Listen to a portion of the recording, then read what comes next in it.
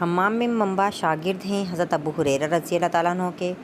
عمر بن عبدالعزیز کے حکم پر احادیث جمع کرنے کا کام کوفہ میں سر انجام دیا۔ امام شعبی رضی اللہ تعالیٰ رحمۃ اللہ علیہ نے مدینہ میں حدیث کا کام سر انجام دیا۔ ابن شہاب زہری نے شام میں حدیث کا کام سر انجام دیا۔ امام مکحول رحمۃ اللہ علیہ نے امام مالک کی حدیث کی کتاب کا نام ہے الموطا۔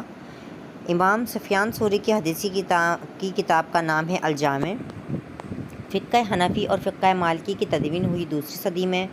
صحاح ستہ کی کتابیں تدوین حدیث کے کس دور میں تصنیف ہوئیں؟ تیسرے دور میں۔ قرآن مجید میں سجدہ تلاوت کتنی بار آیا ہے؟ 14 بار۔ جس کام یا کلام پر رسول اللہ صلی اللہ علیہ وآلہ وسلم نے سکوت فرمایا حدیث تقریری۔ ثلث القرآن کس سورت کو کہا جاتا ہے؟ سورۃ الاخلاص کو۔ وہ حدیث جو صحیح بخاری اور مسلم میں پائی جائے وہ متفق علیہ ہے۔ علامہ اقبال نے مسلمانوں کی ذلت و پستی کا سبب قرار دیا قرآن سے دوری کو۔ عرب پاکستان کے کس طرف ہے؟ مغرب کی طرف۔ عرب کا سب سے مشہور صوبہ کون سا ہے؟ حجاز۔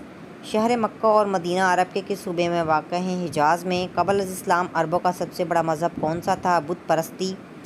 حضرت صلی اللہ علیہ وآلہ وسلم کا تعلق قبیلہ قریش کے کس خاندان سے تھا؟ بنو ہاشم۔ نبی کریم صلی اللہ علیہ وآلہ وسلم کے دادا حضرت عبد المطلب کا سب سے اہم کارنامہ ہے چاہے زمزم کی کھدائی۔ حضرت صلی اللہ علیہ وسلم کا نام محمد کس نے تجویز کیا؟ آپ صلی اللہ علیہ وآلہ وسلم کے دادا نے۔ حلف الفضول کا معاہدہ حضرت صلی اللہ علیہ وآلہ وسلم کے کس چچا کی تحریک پر طے پایا؟ جواب حضرت زبیر رضی اللہ تعالیٰ عنہ۔ پہلی اور دوسری وحی کے درمیان کتنا وقفہ تھا؟ 6 ماہ کا۔ حضرت صلی اللہ علیہ وآلہ وسلم نے کس مقام پر اپنے رشتہ داروں کو دعوت حق دی تھی؟ کوہ صفا پر۔ حضرت صلی اللہ علیہ وآلہ وسلم کے حکم سے مسلمانوں نے پہلی ہجرت کس طرف کی تھی؟ حبشہ کی طرف 5 ہجری میں۔